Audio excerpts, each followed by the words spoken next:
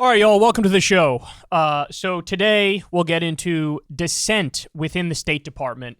The State Department is revolting against Biden's policy posture towards Israel. This is something that is amazing. It's kind of unprecedented, but it's certainly a ray of hope with the destruction of Gaza. So we have, as well, Trump just becoming more and more detached from reality by the day. He's calling his political opponents communist vermin now. He also says he's winning a case that he literally already lost. So we'll talk about that. We have Bill Maher going after Obama. That's interesting to see because Bill Maher has been a total fluffer for Barack Obama for as long as I can remember. You're not going to be surprised to hear the one issue he dissents with him on. And then later on, we will discuss Trump goes after Ron DeSantis for wearing high heels. We knew the day was going to come. We didn't know when it was going to be, but apparently we found the day. And the Vatican is randomly pro-trans. The Pope has come out as pro-trans. It's a little more complicated than that, but we'll get to that and much more. By the way, guys, please do me a big favor. Click that subscribe button. It helps us massively in the algorithm, and it doesn't cost you anything. We're trying to keep growing the channel.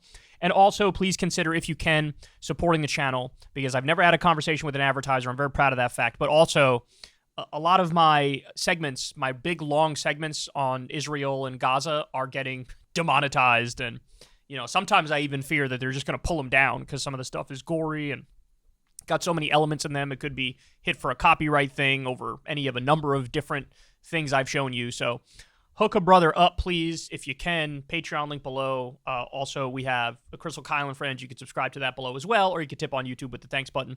And if you can, it's okay. I still love you.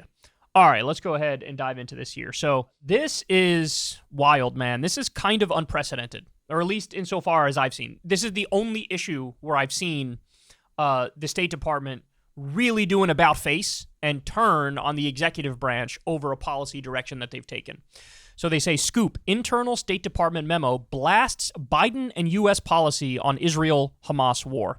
An internal State Department dissent memo accuses President Biden of, quote, spreading misinformation on the Israel-Hamas war and alleges that Israel is committing war crimes in Gaza, according to a copy of the memo obtained by Axios. The scathing 5-page memo, organized by a junior diplomat who has suggested on social media that Biden's support of Israel made him complicit in genocide in Gaza, offers a rare look at the raw divisions within the Biden administration over the Israel-Hamas war. The memo is signed by 100 State Department and U.S. aid employees. So in other words, this is a strong sentiment shared by many. This is a big deal, man. This is mutiny. This is revolt among Biden's own State Department. It urges senior U.S. officials to reassess their policy toward Israel and demand a ceasefire in Gaza, where more than 11,000 Palestinians have been killed in the war, according to Gaza's Hamas-controlled health ministry. By the way, I hate it when they do that. These are like career bureaucrats. This isn't some scary Hamas guy with an automatic rifle wearing the face mask who's tallying up the dead. This is somebody who's a career hospital bureaucrat who does it. And by the way, these numbers are kind of out of date. They're giving the UN number. The Euro Med Monitor number, it's another human rights group, is over 14,000 dead Palestinians, and about 12,000 of them are civilians. They continue here and say, some of the memo's language echoes that of progressive activists in the U.S. whose anger and protests over Biden's handling of the war have rippled through the Democratic Party and created a new challenge for the president's 2024 campaign. So let me pause on this one here real quick to point out, if State Department bureaucrats are starting to sound like progressive activists, maybe the takeaway from that is, holy cow, the progressive activist position is the mainstream position, and they're correct. That should be the takeaway. That should be the point, that people get through their thick heads, okay? Without offering a specific example, the memo accuses Biden of spreading misinformation in his October 10th speech supporting Israel, one of the signature addresses of his presidency. So they're actually wrong when they say they don't give an example. They go on to give an example and point it out in this article. The memo also said that, quote, we strongly recommend that the U.S. government advocates for the release of hostages by both Hamas and Israel, citing the thousands of Palestinians being held in Israel, including those without charge. So in other words, this is the U.S. State Department acknowledging that Israel has I've seen different numbers, anywhere from 9,000 to 12,000 political prisoners that are Palestinian. So this is something Biden hasn't acknowledged, but these State Department officials are acknowledging, yeah, Israel has thousands of Palestinians who they're holding without any charge whatsoever. So in the piece, they say, of course, we want Hamas to release all the hostages. These are innocent people. Also, Israel needs to release the political prisoners. This is a big deal, guys. This is a big, big deal. This is totally changing the nature of the debate and the conversation around Israel. The memo also said that we strongly recommend the U.S. government advocate for the release. We already did that one. The memo, transmitted to the State Department's policy office on November 3rd, opens by noting the recent atrocities committed by Hamas on October 7th, a reference to Hamas's attack on Israel that killed 1,400 people and ignited the war. By the way, they've since revised this number and is down to 1,200 people. And also, Israel released the names, and about 55% of them were military. Whereas on the Israeli side, they're killing anywhere from 74% to 94% innocent Palestinians. They continue here. By the way, I respect that they pointed this out because, as you all know, if they were to protest and say, and not bring up the Hamas terror attack, these people would all be smeared and dismissed as Hamas apologists. Even though they're in the U.S. State Department, the media would just smear them and dismiss them as Hamas apologists. The Republican Party would do that. The Democratic Party would do that. The official leadership, I should be clear when I say that, they would say that. They would say that. So for them to say, hey, man, seriously, we condemn the October 7th terror attack, that's the correct position. And also it is strategically intelligent because then it gives more weight to when they say, hey, and here's the thing Israel's doing wrong. For the most part, however, the memo's authors focus on Israeli Prime Minister Benjamin Netanyahu's counterattack on Hamas in Gaza. Biden has backed Israel's response while expressing concern about humanitarian issues in Gaza. But the memo says Biden should do more to question Israel's actions. I love the framing of Axios here. This is so disingenuous. It's so Weasley. Be like, yeah, Biden backs Netanyahu, but he's expressed concern about humanitarian issues. Okay, what is he doing policy-wise? It is a total green light. We're going to give you more money. We're going to give you more weapons. We're going to defend you at the UN.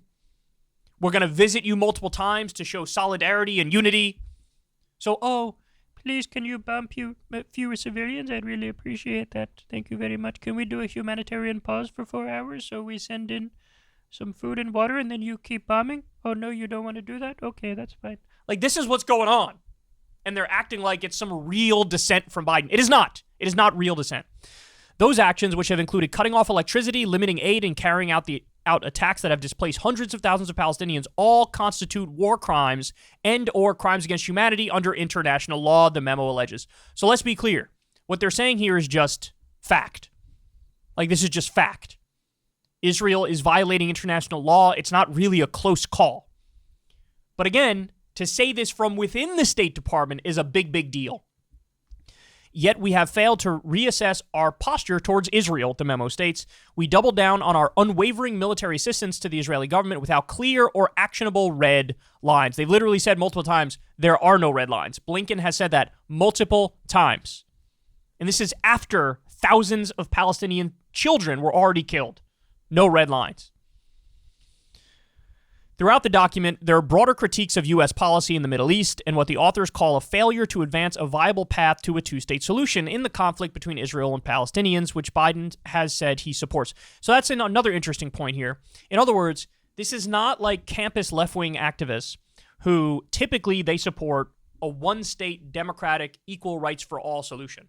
They want a secular democratic state in the region. You can call it Israel. You can call it Palestine. You can call it Israel-Palestine. But they want a democratic one-state solution where you end the apartheid, you end the occupation, everybody gets equal rights and voting rights, etc. That's the more typical left-wing activist position. These people from within the State Department are not left-wing activists, and they're saying, hey, we're in favor of a two-state solution, but what you're doing prevents even that from happening. There's been a failure to advance a viable path to a two-state solution. This is what they're saying. By the way, remember, there was a State Department official who resigned the other day, and he said the reason I'm resigning is because when it comes to any other country, we meticulously detail what weapons we're sending them, where everything goes. We're talking about tanks and aircraft and missiles and bullets and bulletproof vests and everything we send them, we meticulously keep track and record of, and we try to make sure it gets into reasonable hands within the state apparatus. They said when it comes to Israel, though, there's none of that. They say just shut up and give them whatever you want. You don't even need to log it. There's like a one-page thing with a little paragraph that says very little about what's happening with the weapons, and they're just like, shut up and give it. And this guy said, I can't do it. I see how they're using the weapons. I see how they're killing innocent civilians. I can't be a part of this. And so a guy publicly resigned and pointed out, we don't abide by the standard operating procedures when it comes to Israel. Members of the White House and the National Security Council displayed a clear disregard for the lives of Palestinians, a documented unwillingness to de-escalate, and even prior to October 7th, a reckless lack of strategic foresight. In other words, even if you are a huge supporter of the state of Israel, if you're a huge supporter of the United States of America, you are endangering both Israel and the United States of America by not giving a single solitary shit about innocent Palestinians and their self-determination and their rights, and you're endangering everybody. The memo also criticized Biden for questioning the number of deaths in Gaza. See, this is the specific example of when they said Biden spreading misinformation. This is the specific example because Biden came out and said, he doesn't necessarily believe the Gaza Health Ministry's numbers. And of course, I'm sure he heard that from Netanyahu himself or various Israeli officials or allies who are in his ear who say, hey, this is run by Hamas. They're not really trustworthy. The reason why they say this is misinformation is because there's a track record of the Gaza Health Ministry getting it right. We had Operation Protective Edge in 2014, and the death tolls that were being reported in real time lined up with what the UN said afterwards, Amnesty International, whatever human rights groups went in there and actually did the hard work on the ground. They all came back and said, here's the death toll, and it lines up with what was being said. So in other words, the Gaza Health Ministry, these are not scary Hamas fighters holding automatic weapons with face masks. These are people who are career bureaucrats who work in hospitals who are basically freaking pencil pushers, and they'll tell you what's really going on. And so for Biden to downplay that, it shows he's bought into the framing by the Israeli far right. Now, I think Biden's dumb enough to actually believe it when he's told, hey, you can't trust these numbers. But you're the president of the United States. You think maybe you dig a little deeper or ask another expert to figure out if it's actually true? And the fact of the matter is the numbers are real. And he's downplaying them and rejecting them, which is unacceptable because what that does is it serves to sort of excuse what Israel is doing in real time. That's the problem. It downplays what Israel is doing in real time. So just to catch everybody up, I'm going to give you the Euro Med Monitor numbers here. 14,160 Palestinians have been killed since October 7th. 12,910 of them are civilians. 5,830 of them are children. There's been 47 journalists who've been murdered by Israel. There's 1.6 million people who are displaced. There's 21 hospitals that have been bombed, 115 health facilities that have been bombed. There's 214 damaged schools. There's 192 doctors and nurses who have been killed. There's 402 health staff who have been targeted. 66 mosques have been bombed. 3 churches have been bombed. So in other words, let's take this one step further. Even if Biden was right and the Israeli government is right that, you can't trust these numbers. Okay, let's cut these numbers in half. These are still monumental, gargantuan war crimes. And so these State Department officials were looking around and they said, this is incredibly disingenuous. This is dishonest. I want nothing to do with this. And internally, they're registering this complaint. On October 27th, Biden said he had no confidence in the figures provided by the health ministry in Gaza, while also saying he was sure innocents have been killed there. It's unclear how many dissent memos have been filed within the State Department during the Israel-Hamas war. Politico reported last week on a memo that called for the U.S. to publicly criticize Israel's violation of international norms. That language is not included in the copy of the memo obtained by Axios. Since the Vietnam War, the State Department has maintained a dissent channel to give diplomats in distant embassies and in the department's headquarters a way to register their opposition to policies. Dissent memos are supposed to stay within the building, but sometimes they are leaked to the media. Recent memos include a 2016 cable signed by 51 diplomats criticizing the Obama administration's policy towards Syria. A 2021 memo on the U.S. decision to withdraw forces from Afghanistan did not leak, but became the subject of a showdown between Congress and the State Department. The State Department is proud there is an established procedure for employees to articulate policy disagreements directly to the attention of senior department leaders without fear of retribution, a State Department spokesperson said. We understand, we expect, we appreciate that different people working in the departments have different beliefs about what the United States policy should be. Okay, so anyway, this continues here, but the fact of the matter is very simple. Guys, these career bureaucrats in the State Department, these are not radicals. These are not progressives. Many of them are not even liberals. A lot of these people are sort of standard fare, pencil pusher bureaucrats who view their job and their duty as to carry out what their orders are and what their commands are. And here we have, even they are like, this is insane.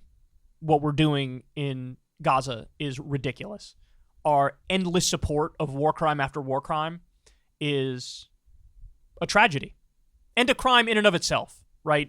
If we continue to give Israel more weapons, more money, protect them at the UN as they do ethnic cleansing, and as they steal half of Gaza, as they pile thousands and thousands of bodies on top of each other of innocent civilians, they're basically saying we want nothing to do with this. We want nothing to do with this, and we want to register our disapproval. And this, again, there's been 17 things that should be a wake-up call for the Biden administration. But if this doesn't also shake them out of their complacency, I don't know what will. Everywhere Biden's going in public now, he's being protested because of his stance towards Israel. You have amazingly brave activists trying to stop ships that have weapons bound for Israel. They try to stop those ships from leaving the port to protect the Palestinian civilians. You have Elizabeth Warren can't eat dinner without a protester saying, hey, I lost 68 family members in Gaza. When is it going to be enough? How many civilians need to die before you call for a ceasefire? You have tremendous disapproval being expressed. And if they don't snap out of it, if they don't wake up, if Biden doesn't change course, he has nobody to blame but himself for what's about to happen. You're already hemorrhaging young voters. You're already hemorrhaging Arab Americans and Muslim Americans. He should know what to do to fix this. He should know what to do. If he doesn't, I don't want to hear any complaining, because materially supporting what is effectively a genocide is not something that many people will overlook, nor should they. So credit to the State Department officials. Again, not necessarily progressive, not necessarily liberal. Career bureaucrats who are going, this is wrong. This is wrong. Amazing credit to them, and let's hope that this message gets through. Hey, y'all, do me a favor and like and subscribe. It helps out big time in the algorithm. Click the bell as well for notifications when videos drop, and watch that video on screen right now. You know you want to.